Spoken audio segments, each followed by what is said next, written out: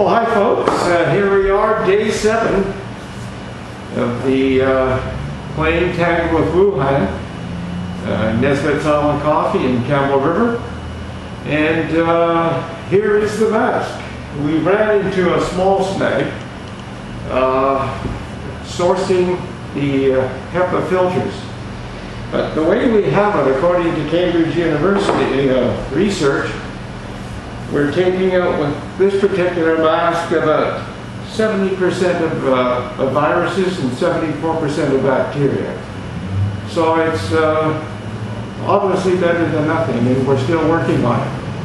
You notice we also have the goggles because the Wuhan is aerosol as well. So let me just take this off.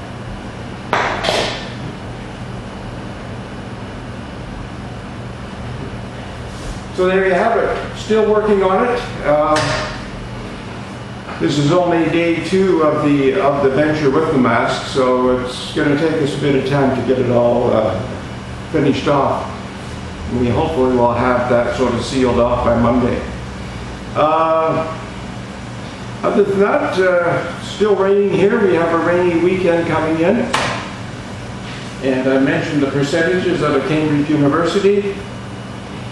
And we also have across the street from Nesbitt, we also have some parking available. So if one is going to, I think the trails are probably closed, but one just wants to sort of leave a car and go for a walk by the river, on the riverbank or whatever, we have paid parking there as well. Just stop in at the coffee shop for more details. Check the website. Another thing I was going to mention, it's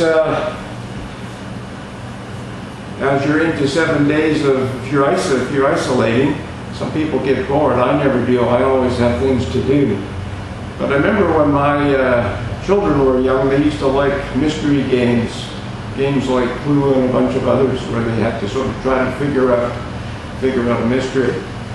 That would be a good time if you have that kind of a working mind.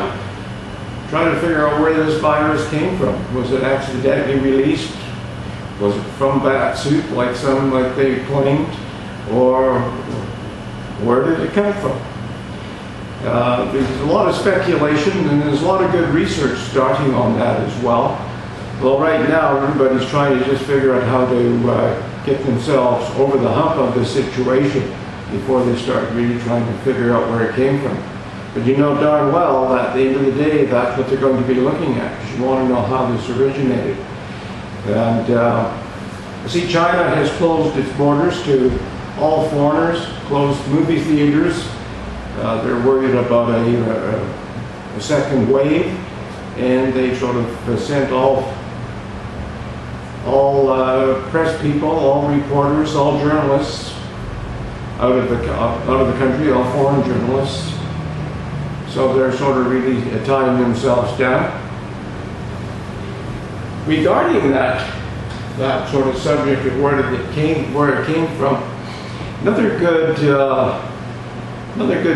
focus on research is the Tavistock Institute. I'll put a link to that, or the name on the bottom of this. The Tavistock is Tavistock. It started in England during the war, and it was sort of a military psychology unit. And today it's a non-profit association on the surface, although some researchers claim it's basically a social engineering body that comprises some think tanks from around North America as well as Europe. The Tavistock Institute. Also conjecture with that is the Committee of 300.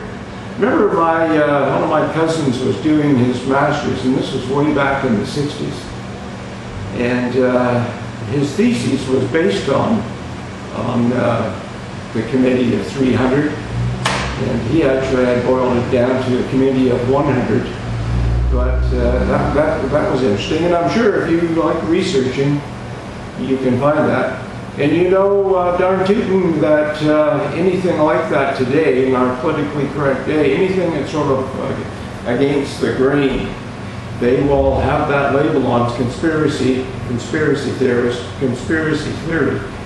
And so you have to take that with a grain of salt, use your own head and your own mind, and think about it. When I think about it, you know, if you wanted to you have a one world government, and this is the way to do it. Get people all sort of geared up to staying home, scared of what's going on, and bring in a solution. I'm not saying that's what's happening, but I mean it's sort of it's a good sort of a scenario for that to be happening. I remember I was I think in grade 6 when I was first introduced to the theory of a one world government by a teacher. His name was Peter Pellicati. And he was one of those rare teachers who really got you to try to use your mind and think, be a critical thinker. I know I mentioned that to a couple of teachers in the coffee shop one day, and they wanted to know what this teacher's name was, and I told them he's long since passed on, but he was one of those rare teachers that we all get in our lifetime, if we're paying attention, that is. And he used to bring Hansard into the classroom. And today people, maybe you don't know what Hansard is. Hansard used to be, was a book that had every debate, all question periods, everything that went on in Parliament.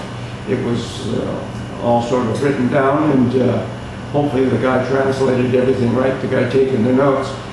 And so you get a grip on what was sort of happening nationally.